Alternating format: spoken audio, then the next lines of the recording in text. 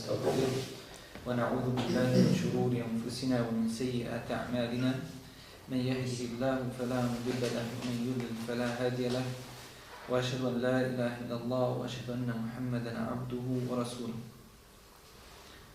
Svaka zahvala pripada Allahu Đelešanuhu, salavat i selam na njegovog miljenika, poslanika Muhammeda sallallahu alaihi wa sallam, njegovu časnu porodicu, sahabe i sve one koji ga slijedi u dobro do sudnjega dana. Zaista je ovo blagodat koju nam Allah Đelešanuhu daje da se svakog utorka sastajemo na mjestima koje on voli. Na ovim skupovima koje on voli da vidi svoje robove. Pa šalje meleke ga iskušao, kako bi ga iskušao u onome što mu je on dao. Pa ima i oni kojima je Allah Đelešanuhu dao i ljepotu i zdravlje i lijep izgled, kako bi ga iskušao s time. I onaj koji je bolestan i slaboga tijela, isto tako da bi ga Allah iskušao ono što mu je dao. I ženu vjernicu i odgojenu djecu i obrnuto, sve su to iskušenja koje Allah Đelešanuhu daje svojim robovima. Nema nijednog od nas, a da mu Allah subhanahu wa ta'ala nije dao iskušenje. Nije ga nečim iskušao. Tako je iskušao i ljude koji su korisni za zajednicu, a isto tako i ljude koji su samo štetni ili na teretu društva. Sve su to iskušenja koji nam Allah Đelešanuhu daje. Ali nemojmo očajavati i nemojmo tugovati onda kada se nađemo u tim iskušenjima. I nemojmo zaboraviti da Allahu poslanik sallallahu alaihi wa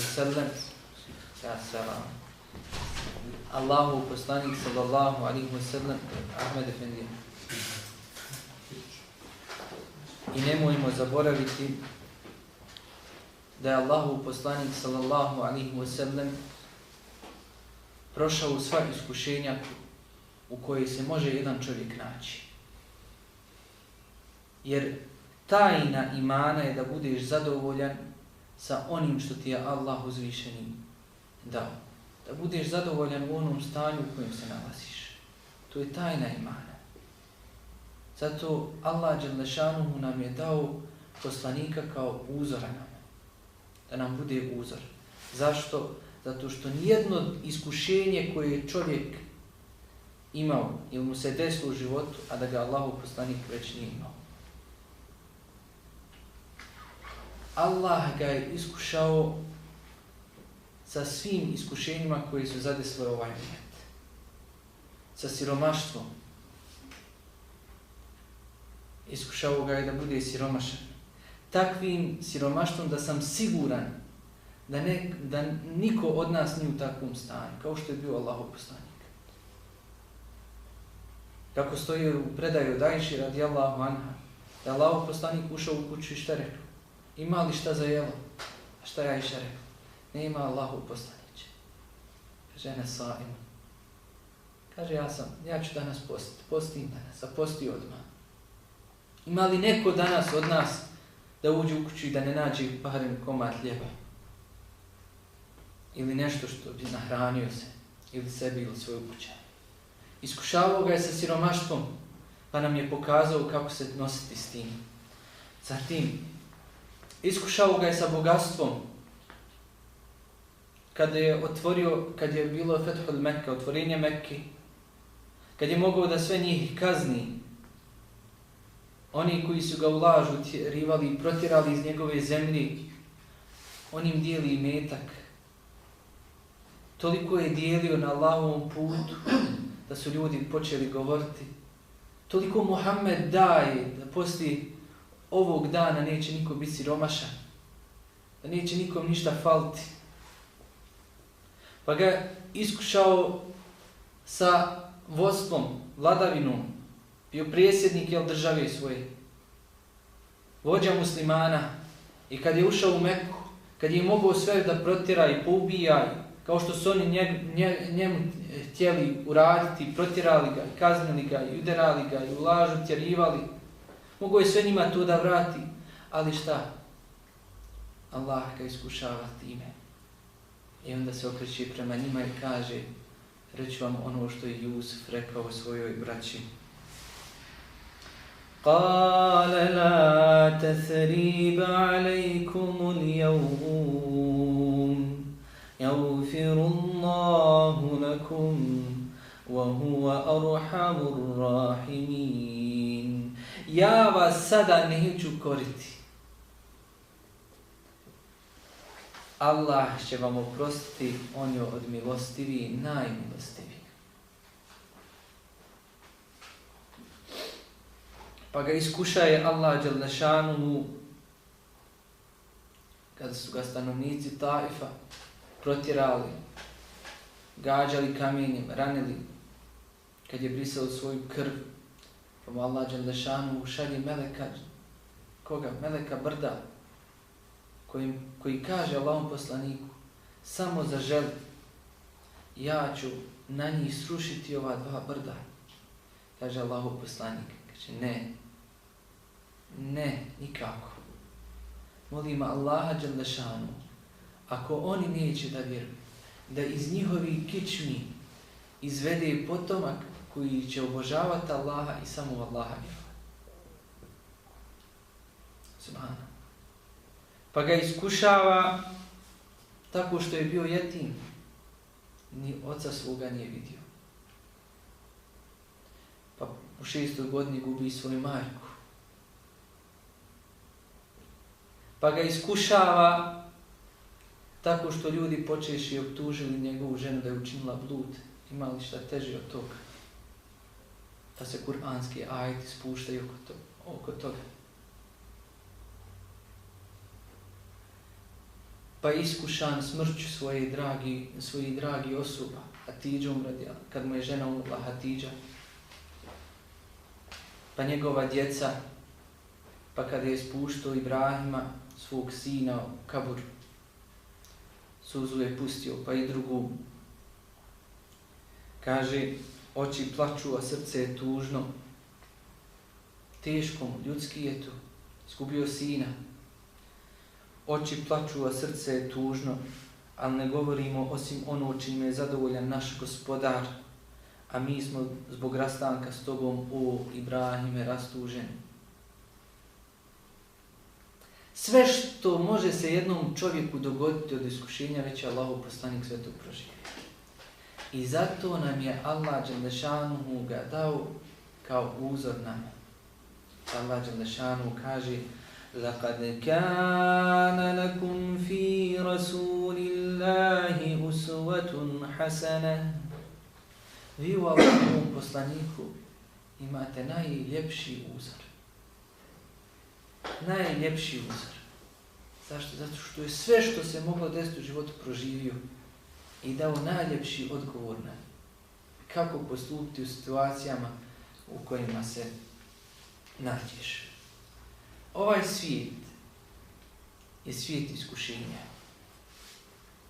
Čovjek je stalno u jednom od dva stanja. Ili u blagodati, ili u nedaćama koje mu Allah daje. U oba dva slučaja iskušenja. Ili blagodat koju ti Allah dadne, ili nedać koju ti Allah dadne, sve je to iskušenje. Pa tako, kad ti Allah dadne stanje blagodati, na tebi je obaveza da se zahvališ svom gospodaru i da mu budeš zahvalan. Ti je dao blagodati i metka, da ga udjeljuješ na Allahovom putu, pomažeš druge muslimane, a ne obrnuto. Zabranjuješ Allahovu vjeru i kvariš bratski odnose i tako dalje. A ako ti je dao nedaću, iskušenje, na tebi je da se strpiš, jer druge opcije nemaš. Da se strpiš, jer sabur je pola imana, a zahvalnost je druga polovica. Znači čovjek je uvijek između blagodati i nedaće. Kad nas zadesu nedaće, jeste da se strpimo. A kada smo u blagodatima, da se zahvalimo Allahu dželle šanu. Jer čovjek će biti iskušan različitim iskušenjima, bolešću, nepravdu, gubljenje imetka, smrću najbližih osoba, oni koji su tebi dragi, i drugim raznim nedaćama koje Allah dželle šanu spominje u Kur'anskom ajetu. وَلَنَبْلُوَنَّكُمْ بِشَيْءٍ مِنَ الْخَوْفِ وَالْجُوعِ وَنَقْصٍ مِنَ الْأَمْوَالِ وَالْأَنْفُسِ وَالثَّمَرَاتِ. Mi ćemo vas dovoditi u iskušenja malo sa strahom, gladovanjem, time što ćete gubiti imanje, živote i plodove, ljetine. Poslije ovog svega, Allah dželle šanu u Kur'anskom ajetu kaže zasigurno da ćemo vas dovoditi u iskušenja i da ćete kroz ova iskušenja prolaziti. Ali šta traži od nas? I kaže وَبَشِّرِ الصَّابِرِينَ وَبَشِّرِ الصَّابِرِينَ. Ti obraduj strpljivi. Znači strpi se na tim iskušenjima i nagrada za tvoje strpljenje je džennet. Jer šta je cilj našeg dolaska na dunjaluk? Šta je cilj iskušenja koja nam se dešavaju, koja imamo? Jeste, kako Allah dželle šanu kaže الَّذِي خَلَقَ الْمَوْتَ وَالْحَيَاةَ. Onaj koji je stvorio šta? Smrt i život. Zašto? لِيَبْلُوَكُمْ أَيُّكُمْ أَحْسَنُ عَمَلًا. Da bi vas iskušao koji će od vas bolje postupati. Zašto su znači cilj tih iskušenja? Nas Allah dželle šanuhu iskuša koji će bolje od nas postupati. Jer ova iskušenja čovjeka vraćaju svom gospodaru. Kada te nešto zadesi, čovjek se malo razmisli pa se vrati svom gospodaru. Jer vrlo često smo na dunjalku okupirana s dunjaluk, njegove ljepote, blagodati, pa zaboravljamo na Allaha i njegove propise. Pa ta iskušenja koje ti Allah dželle šanu daje je milost za tebe od tvog gospodara. Jer moramo znati, onaj koji nas iskušava, koji nam je dao iskušenja, je najmilostiviji i najmudriji prema robovima svojim. I nije nam dao iskušenje kako bi nas uništio, nego kako bi mu se vratili, kako bi nas za sabur koji nam je dao u tom iskušenju nagradio džennetom, očistio nas od grijeha, voli da nas vidi ponovo na seždi, na ruku, na kijamu, voli da nas vidi kako dovimo, kako tražimo, zato nam daje iskušenja. Ili da te očisti od grijeha, ili da te podigao tvoj stepen. Ako se strpi na nedaćama, to je čišćenje od grijeha, za koju slijedi nagrada. Jer vjernik ne pogodi ni umor, ni bolest, ni briga, ni tuga, niti bilo kakvo uznemiravanje, niti zabrinutost, čak ni trn koji ga ubode, da Allah time ne obriše njegove grije. Subhana. Znači sve što ti se desi u životu, istrpiš se na tome, Allah ti briše grije. Zašto ti onda, možemo reći, zašto ti daje iskušenja koja se dešavaju, kako bi došao očišćen od grijeha pred njega, čista srca. Da te Allah ne kažnjava dva puta, će da te očisti od grijeha. A kazna na dunjalku je blaža od onih na ahiretu. Zašto je onda se u hadisu kaže džennet je za nevjernike dunjaluk. Dunjaluk je džennet za nevjernike. Zašto? Pa šta god on ima, da je najsiromašniji čovjek na dunjalku, nevjernik. To što on ima, to je za njega džennet u odnosu na kaznu koja ga čeka. Na ahiretu. Allah hoće kroz ta iskušenja koja nam se događaju, hoće da svog roba očisti, jer te voli. Da dođeš pred njega čist, da ne imaš nijednog grija. I da te nagradi za tvoj sabr. Da Allah Đelešanu kaže inni džezajtumul jevum. I ja sam ih danas nagradio. Zašto? Bima sabaru. Zato, za njihovo strpljenje, zato što su se strpili, zato što su saburali. Annahum humul faizun. Doista su to pravi pobjednici. Doista su to oni koji su postigli ono što su željeli. Onaj koji kaže za sebe da je vjernik, neka dobro zna da će mu odmah doći iskušenje. I neka bude svakog trenutka spreman na različite ispite od uzvišenog gospodara. Zašto? Alif lam mim.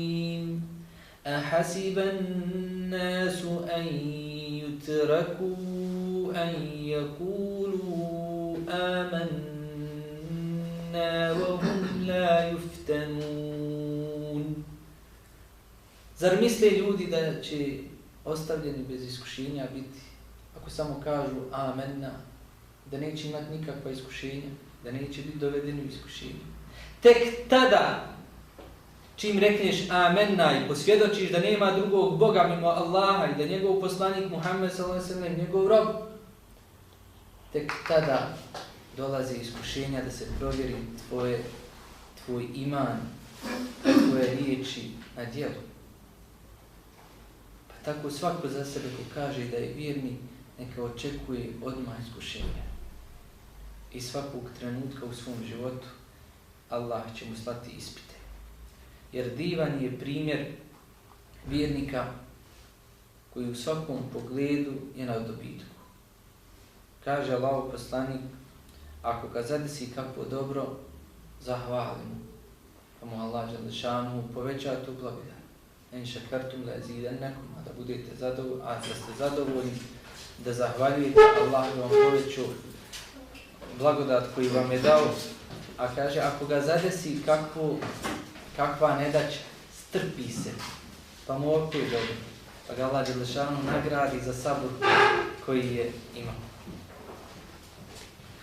Jer vjernik, kad mu ne krene, jer vjernik, priroda vjernika, kada mu ne krene nešto u životu, ili ne desi se onako kako je on to zamislio, i ne desi se baš onako kako je on to planirao, vjernik, priroda vjernika, neće gubiti nadu, neće padati u depresiju, neće tugovati, neće jadikovati, nego kaže Allah zna u čemu je mudrost. Ja ne znam. I zasigurno je ovo što je ovako se desilo kako je Allah htio je bolje za mene. To je stanje vjernika. Jer zna da mu se sve što mu se dogodilo, da će mu se samo dogoditi ono što mu je Allah Đelešanu propisao. Kako je u kuranskom ajetu došlo: "Lan yusibana illa ma kataba Allahu lana huwa maulana." Reci, dogodit će nam se samo ono što nam Allah odredi. A on je naš zaštitnik, on je naš gospodar. Jer zna sve što mu se dogodi da je to tako Allah htio. On je uložio svoj trud, uložio svoje znanje i nije se ispunilo onako kako je zamislio. Onda kaže, Allah zna u čemu je mudrost toga i Allah zna da je to bolje za mene. Jer Allah Đelešanu često svom robu dadne blagodat,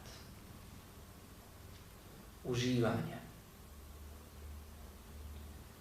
Pa mu nakon izvjesnog vremena oduzme tu blagodat. Pa mu dadne iskušenje da vidi kako će postupati.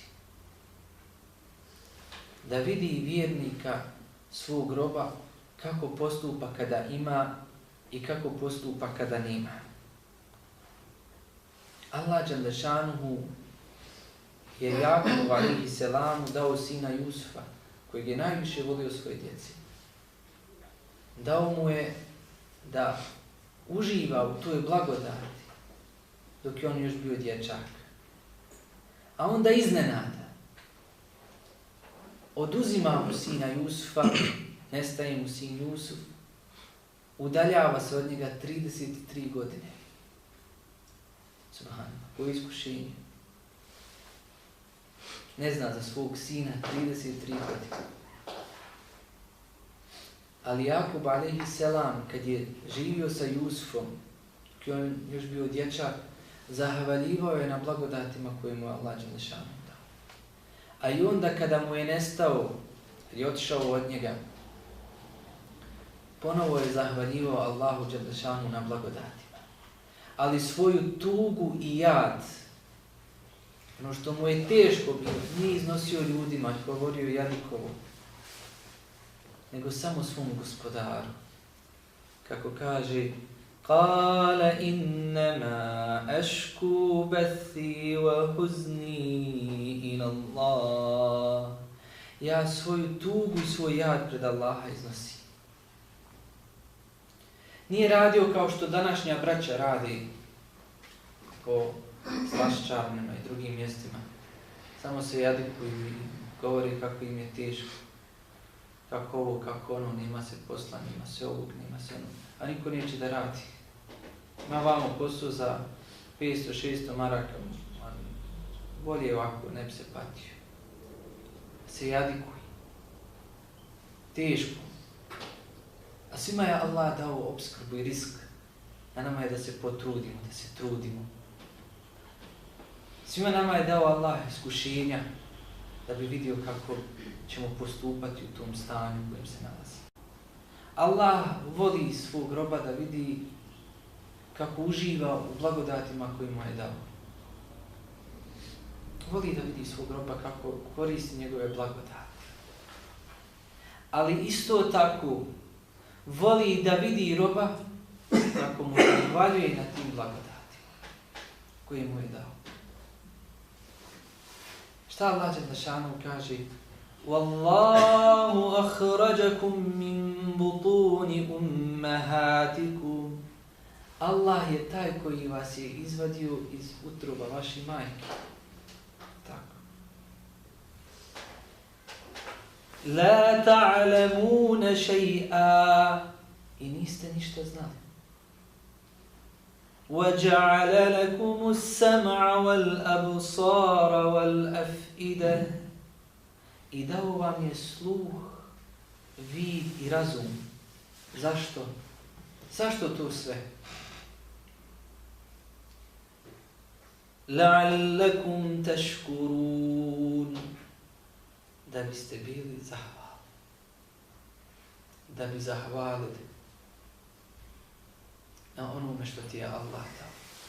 Pa dok smo bili utrobe majki, nismo imali hranu, jel ovo što danas imamo, nego odgovarajuću hranu. Pa nismo mogli to rukama, pa nam je Allah dao crijevo kroz koje smo uzimali vitamine. Pa poslije toga on nas je izvadio iz utroba naše majke. Pa nam dao odgovarajuću hranu, mlijeko koje nije vruće ni toplo, nego tamam onako kako nam treba za nas. Sve ti smjerom dao. A ko se brine tu o tebi? Allah.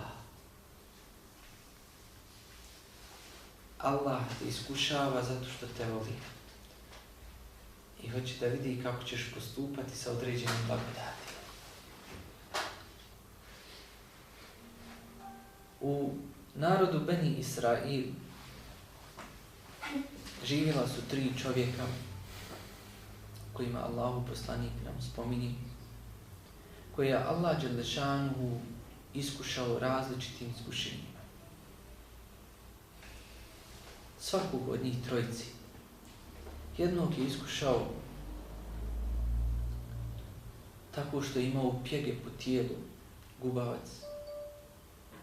Drugog je iskušao nije imao kosi i učela, a trećeg je iskušao tako što mu je oduzeo blagodati vida. Bio je slijep.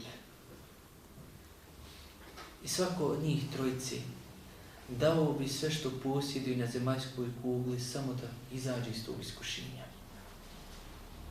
Da se samo riješi tog iskušenja.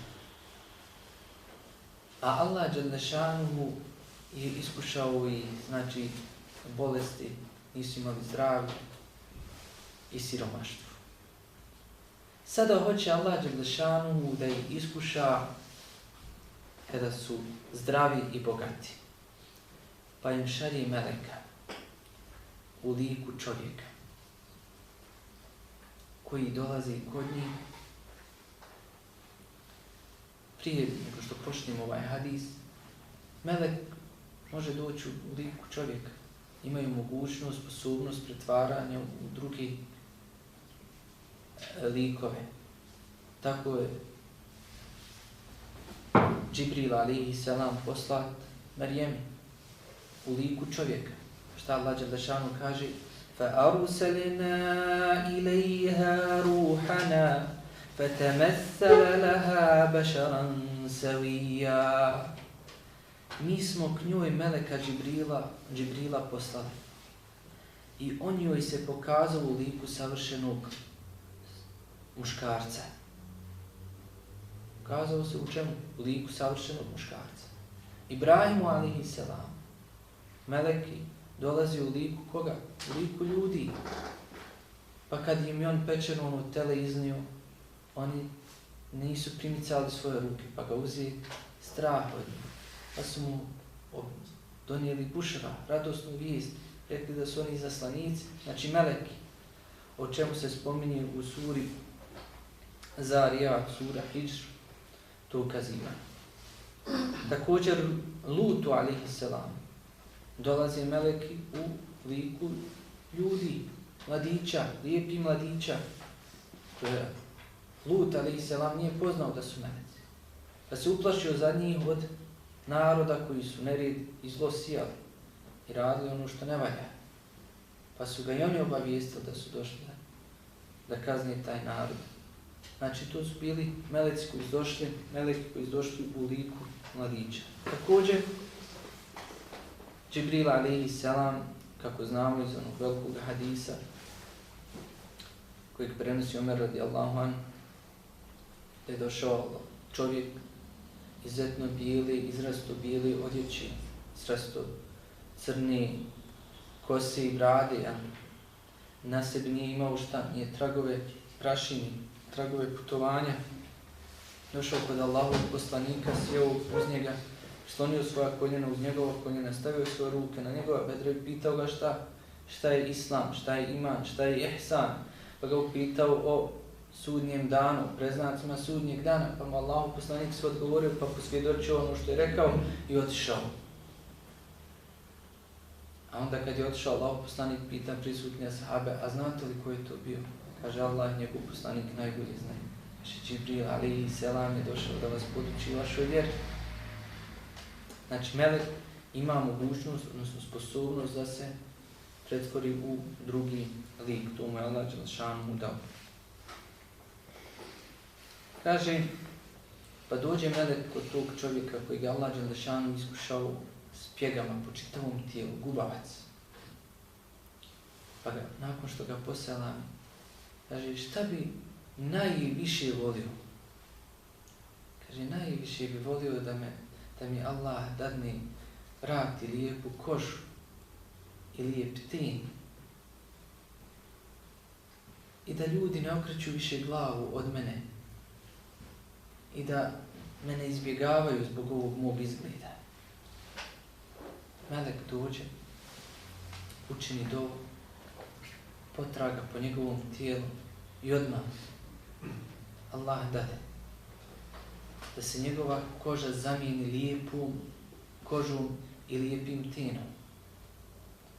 Ne trebaju kreme, ne trebaju neki preparati. Allah kada hoće nešto kaže kun, budi i ono budi. kad mu je vratio lijepo tijelo, lijepu kožu, da je to bio vjernik, šta bi trebao da uradi prvo? Da se odmah zahvali Allahu. Kad ti Allah dadne neku blagodat koju si tražio, koju si čekao, na tebi je kao vjernik, da odmah padneš Allahu na seždu, zahvalu, ili uradiš neki hajr, neko dobro djelo, ili udjeliš sadaku, ili bilo koji hajr da uradiš. Jer Allah dželle kaže: "I'malu ale Dauda šukra." Trudite se i budite zahvalni, o čeljak Daudova. وَقَلِيلٌ مِنْ عِبَادِ الشَّكُورِ. A malo je zahvalni među robovima mojim. To Allah dželle kad ti dadne neku blagodat, kaže: "I'malu ale Dauda šukra." Odmah se zahvali na toj blagodati. Budi zahvalan Allahu rob. Ne budi od ove manjine koji malo samo Allahu zahvaljuju.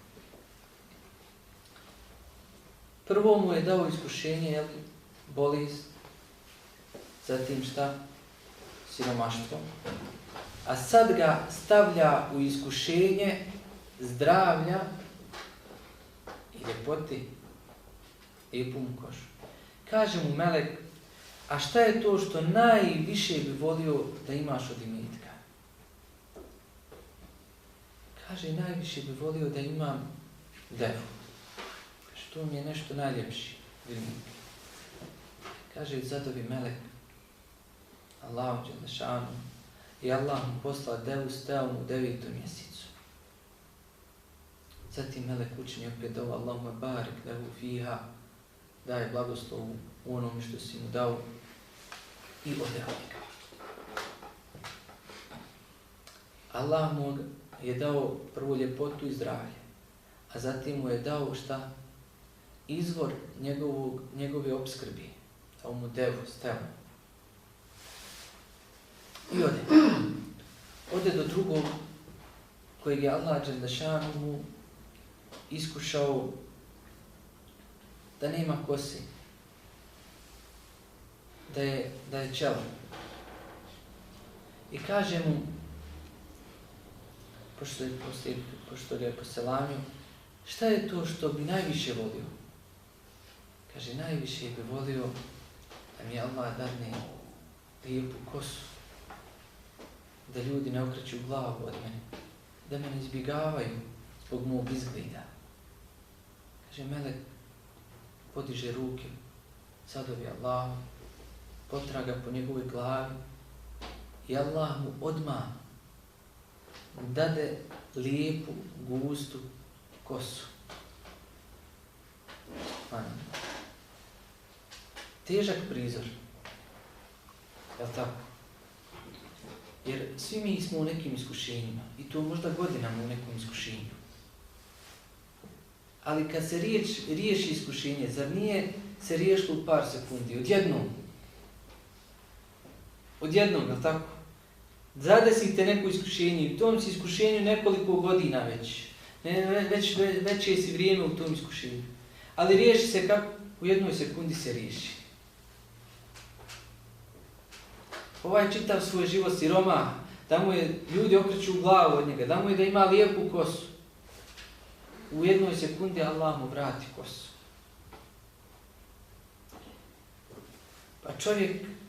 Pa melek mu dođe i kaže: "A šta bi najviše volio od imetka?" Kaže: "Najviše bi volio da imam kravu." Zamoli Allaha dželle šanu, pa mu Allah dželle šanu posla kravu. Stao u 9. mjesecu. Allahumma barik lehu fiha.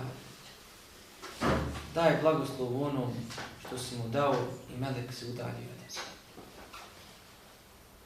Ode kod trećeg, kojeg je Allah dželle šanu iskušao tako što mu je uzeo blagodat vida. Bio slijep. Kad je došao kod njega, poselami ga, a zatim ga upita: "Šta bi najviše volio?" Kaže, najviše bi volio da mi Allah vrati moj vid, da vidim ljude. Pa ga melek potra po očima, zadovi Allah i Allah mu vrati vid. Subhanallah. Koga Allah Đelešanu iskuša s tim iskušenjem, da mu uzme vid i on se strpi na tome. On se strpi na tome. Nagrada mu je za njegovo strpljenje džennet. Hadis Allahov poslanika. Sallallahu alejhi ve sellem. Kaže da mi vrati vid, pa ga melek potra i vrati mu Allah Đelešanu. Kaže, a šta bi najviše volio od imetka? Kaže, ovcu. Kaže, to mi je nešto najdraže. Najviše volio da imam jednu ovcu. Ponovo zamoli Allaha. Allah mu posla jednu ovcu, steonu. Zatim melek učini dovu, Allahumma barik lahu fiha, daj bereket u onom što si mu dao i ode. Subhanallah. Nekoliko godina poslije Allah dade da se njihov imetak umnoži. Ono što im je dao da se umnoži. Da se blagodati proširi. Nakon iskušenja u kojem su živjeli, u iskušenju bolesti i siromaštva, zamijenio im je zdravlje i bogatstvo. Iskušenja opet. Tako je Allah subhanahu wa ta'ala iskušao i Sulejmana alejhi selama. Kad mu je dao blago koje niko nije imao niti će imati. Pa kada su mu džini donijeli prijestolje Belqis, kraljici, u treptaju jednog oka, to je velika blagodat. Ali on odmah prepoznao da je to iskušenje od njegovog gospodara. Pa je rekao, hada min fadli rabbi. Kaže, ovo je fadl od mog gospodara, blagodat mog gospodara. Zašto? Aškuru am akfur.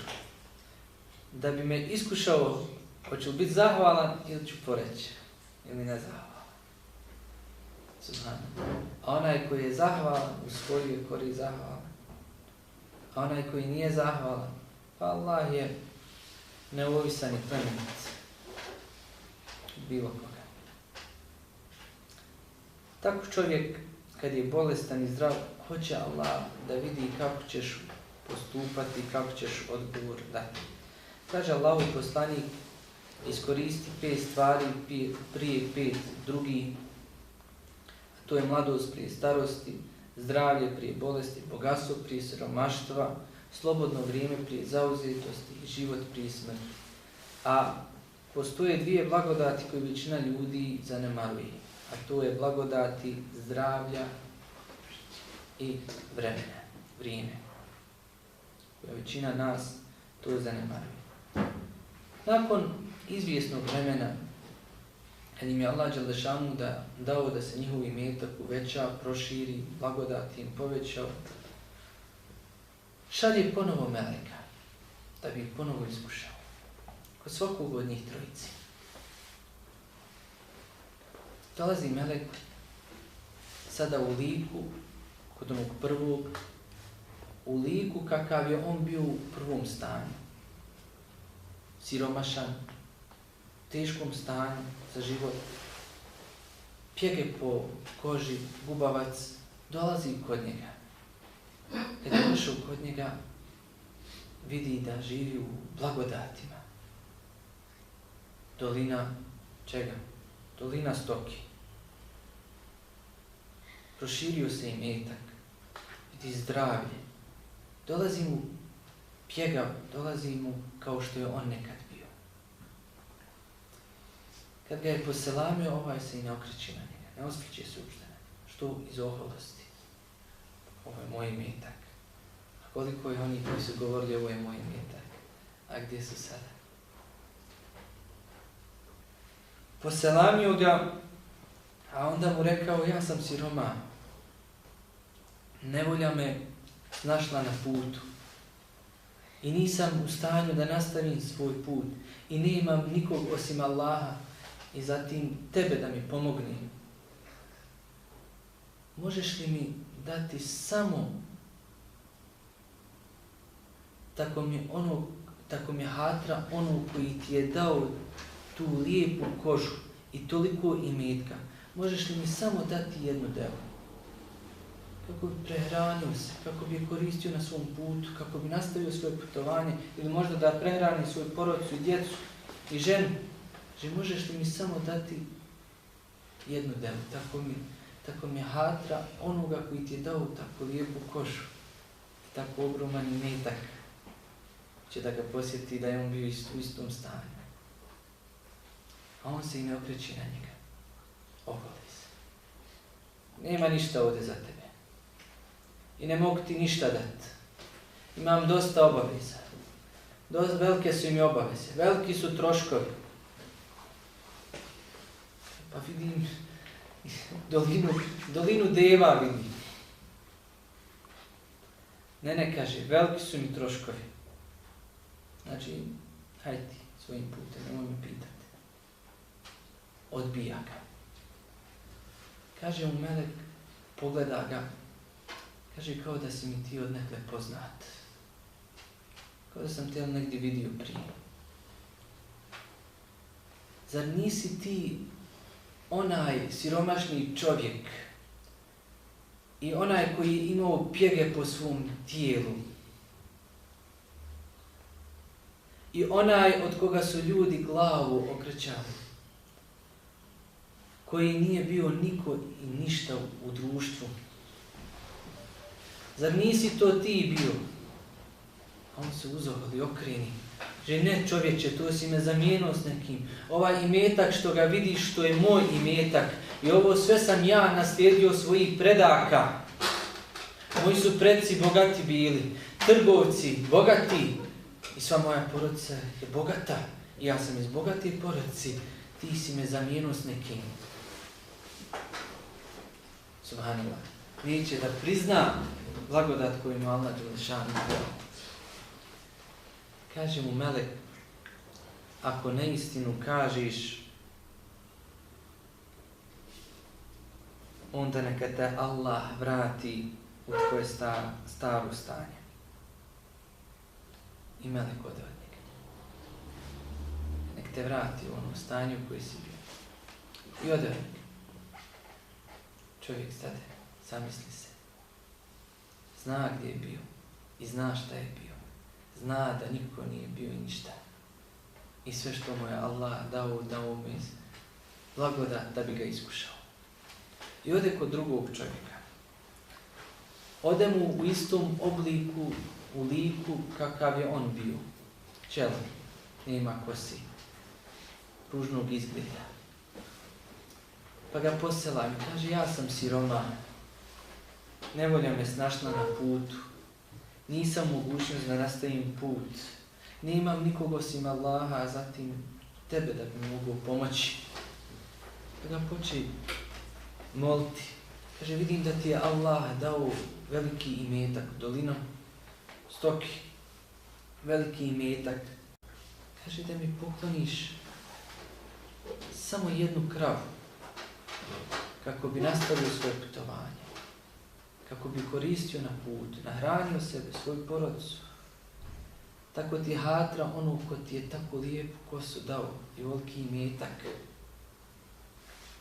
Će da ga posjeti. A on se i ne okreće, koji najprvi, oholi se.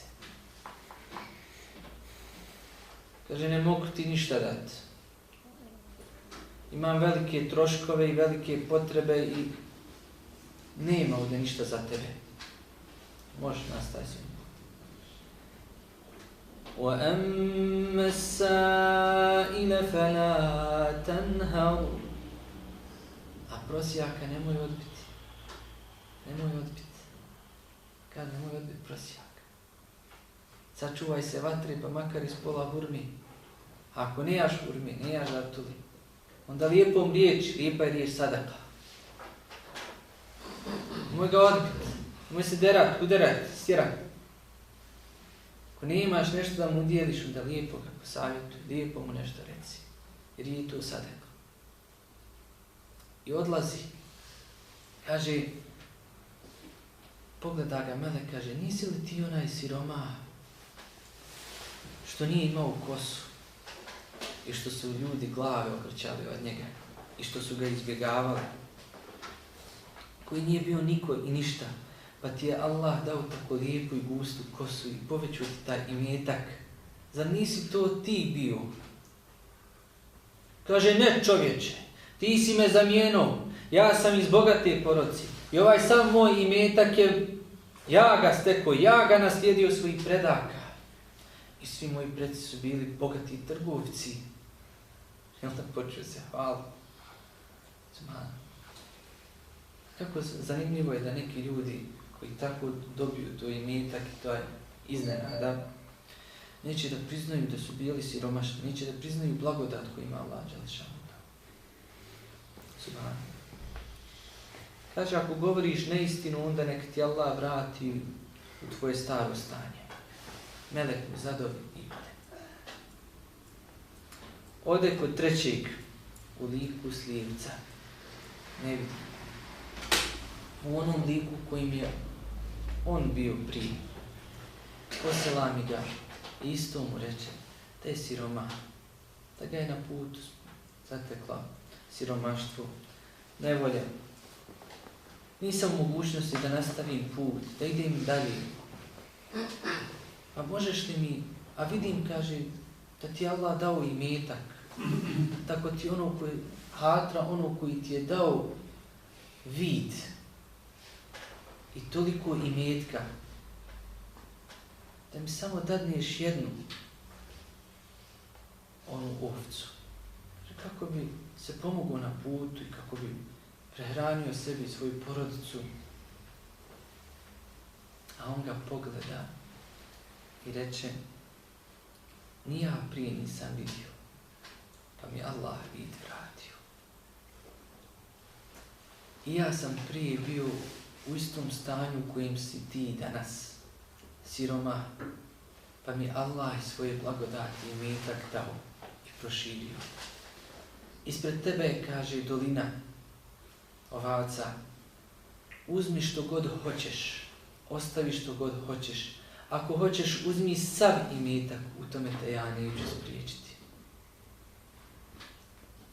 Kaže melek, ja sam izaslanik Allahu, došao sam da vas iskušam i Allah je zadovoljan s tobom, a rasrdio se na onu dvojicu tvojih prijatelja. Zašto? Zato što ovaj vjernik blagodati očiju vida. Nema tog imetka koji bi mogao platiti blagodat vida. Jer kad ga je podsjetio i kad mu je rekao, tako mi ono koji ti je vid dao, podsjetio ga na njegove dane kada je bio slijep. Radi toga mu je dao sav imetak. Kaže, uzmi što god hoćeš, koš sve nećete spriječiti. Zato što je saznao, zato što zna da je Allah taj koji daje i koji uzima. I ono koga hoće uzvisi, i ono koga hoće ponisi. Sjetimo se historije, sire, ashaba, Ebu Bekr radijallahu anhu, dao je sav svoj imetak na Allahom putu. Kaže, Ebu Bekr, šta si ostavio svoju porodicu? Kaže, Allah je njegov poslanik. Omer, pola svog imetka. Osman, izuzetno bio bogat čovjek, radijallahu anhu. I znao je da imetak koji mu je Allah dao iskušenje. Zato kad bi Allahov poslanik, kad bi god rekao ko će pomoći vojsku, ko će pomoći muslimane, prvi bio ko Osman radijallahu anhu. Trčao, dao bi svoj imetak. Opremio bi vojsku svojim imetkom. Upitajmo se, draga braći i sestre. Da li Allah može da pošalje meleka u naše vrijeme, kojim sada živimo, i da nas iskuša i stavi na ispit kao što je stavio na ispit ovu trojicu? Naravno da može. Sjetimo se dana, trenutaka, kada izađemo iz džamije, bilo na kojem drugom mjestu, starica koja pruža ruku. Pa kako mi postupamo? ili nekog ko ti pokuca na vrata, a ne bi ti pokucao da ne treba, da nema veliku potrebu, pa kako mi postupamo? Zapitajmo se jesu li to iskušenja, pa ovoj trojici. A zapitajmo se isto tako. Ko je taj ko ti je dao imetak? Ko je taj koji te učinio jakim, lijepim, sposobnim? Ko je taj ko ti je dao zdravlje i blagodati kad bi ih brojali ne biste mogli nabrojati? Pa ćemo vidjeti da je odgovor samo da je to Allah dželešanu. Dao ti je sve na dunjalu i podčinio ti je sve na dunjalu. Zašto? Da bi te iskušao. Hoćeš zahvaliti ili nećeš biti zahvalan? Udalji se od džehennemske vatre, pa makar iz pola hurme. Makar iz pola hurme. Pa ako nemaš, pa lijepom riječi. Zar lijepa riječ nije sada? Osmije sada. Da upitaš za svog brata. Trebamo raditi, truditi se i požuriti ka dobrim djelima. Jer Allah dželešanuhu nas voli, zato nas iskušava.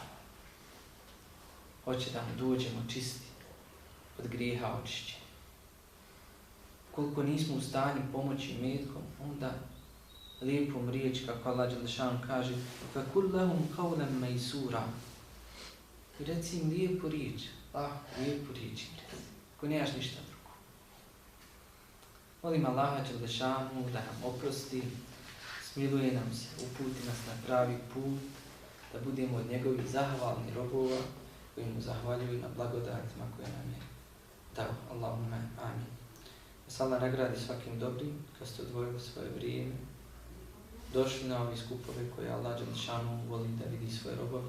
Molim Allah dželešanu da budemo u skupini kako je došlo u hadisu. Kumu ma'ufuran lakum, ustanite oprošteni grijeha, i sva hrđava tijela su vaša zamijenuta dobrim. Allahumma amin. Selam alaikum.